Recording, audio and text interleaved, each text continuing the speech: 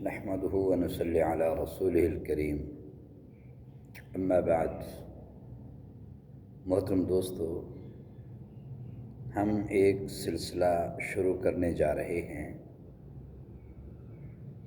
کہ دجال کون ہے اور کب آئے گا اور کہاں آئے گا۔ لیکن اس سے پہلے حضرت مہدی کے بارے میں بھی معلومات رکھنا ضروری ہے۔ اس دجال کی آمد اور اس کا اختتام حضرت مہدی کے بارے میں معلومات رکھنے کے اوپر مدار ہے کہ حضرت مہدی پھر کون ہوں گے، حضرت مہدی کے ساتھ کون ہوں گے، حضرت مہدی کی جد و جہد کیا ہوگی۔ تو سب سے پہلے آج میں حضرت مہدی کے نام ایک بزرگ نے خط لکھا تھا، جن کا نامی اسم گرامی حضرت مولانا رفیع الدین صاحب رحمۃ اللہ علیہ دارالعلوم دیوبند کے سب سے پہلے مہتمم ہیں، اور وہ ظاہری اور باطنی علوم کے بہت بڑے جامع تھے۔ نقشبندیہ خاندان کے اکابرین میں سے تھے۔ آخر عمر میں ہجرت فرما کر مکہ مکرمہ آئے، وہیں ان کی وفات ہوئی، وہیں حضرت مولانا رفیع الدین کی قبر ہے۔ آپ کو آخری زمانہ میں علامات قیامت کے ظہور، خصوصاً حضرت مہدی کی قیادت میں عالمی ایمانی جدوجہد سے خصوصی دلچسپی تھی۔ حضرت مہدی کا ظہور مکہ مکرمہ میں ہونا تھا۔ دوسری طرف انہیں یہ حدیث معلوم تھی کہ نبی علیہ السلام نے شیبی خاندان کو فتح مکہ کے موقع پر بیت اللہ کی کنجیاں سپرد کی ہیں، اور بیت اللہ چونکہ قیامت تک باقی رہے گا، اس لیے مکہ میں چاہے سارا خاندان اجڑ جائے لیکن شیبی خاندان قیامت تک باقی رہے گا۔ تو حضرت مولانا رفیع الدین رحمۃ اللہ علیہ کی جب آخری عمر ہوئی اور انہیں شدید اشتیاق تھا کہ حضرت مہدی کے ہاتھ پر بیعت ہوں اور ان کی قیادت میں جہاد نصیب ہو جائے، تو ان کو ایک عجیب ترکیب سوچی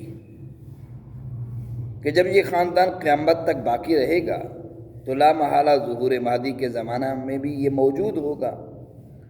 جب حضرت مہدی کا ظہور ہوگا تو وہ کعبۃ اللہ کی دیوار سے ٹیک لگائے مسلمانوں کو بیعت کریں گے، تب کعبۃ اللہ کی کنجیاں شیبی خاندان کے کسی فرد کے ہاتھ میں ہوں گی۔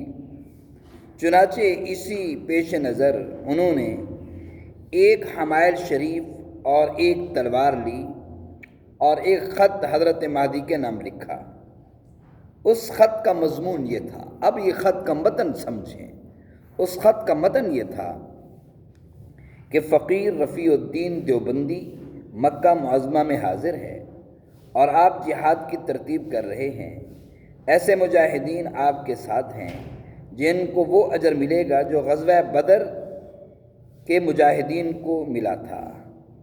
پس رفیع الدین کی طرف سے یہ حمائل تو آپ کے لیے ہدیہ ہے، اور یہ تلوار کسی مجاہد کو دے دیجئے کہ وہ میری طرف سے جنگ میں شریک ہو جائے اور مجھے بھی وہ اجر مل جائے۔ اور یہ تینوں چیزیں شیبی خاندان والوں کے سپرد کیں اور ان سے کہا کہ تمہارا خاندان قیامت تک رہے گا، یہ حضرت مہدی کے لیے امانت ہے۔ جب تمہارا انتقال ہو تو اپنے قائم مقام کو وصیت کرنا، اپنے قائم مقام کو وصیت کر دینا اور ان سے کہہ دینا کہ وہ اپنے قائم مقام کو وصیت کرے، وہ اور ہر ایک کو یہ وصیت کرنی چاہیے یہاں تک کہ یہ امانت حضرت مہدی تک پہنچ جائے۔ یہ بات خطبات حکیم الاسلام حضرت قاری طیب صاحب رحمۃ اللہ نے لکھی ہے۔ تو سب سے پہلی بنیادی بات ہم نے جس سے ابتدا کی وہ مولانا رفیع الدین کا خط اور یہ کتاب جس سے ہم شروع کرنے جا رہے ہیں دجال اور حضرت مہدی کے معلومات کے بارے میں، یہ مفتی ابو لبابہ شاہ منصور مدظلہ کی کتاب ہے، اور یہ بڑے محقق انسان ہیں، اللہ نے بڑا ان کو ملکہ اور علمی مقام ایک دیا ہے۔ تو آگے بھی انشاءاللہ اس پوری کتاب کو ہم پڑھ کر آپ لوگوں کو سنائیں گے کہ حضرت مہدی کا ظہور کیسے ہوگا اور دجال کیسے آئے گا، اور حضرت مہدی کیسے دجال کا مقابلہ کریں گے، کیسے اس کو ختم کریں گے۔ اللہ پاک ہم سب کو ان تمام باتوں پہ عمل کی توفیق عطا فرمائے۔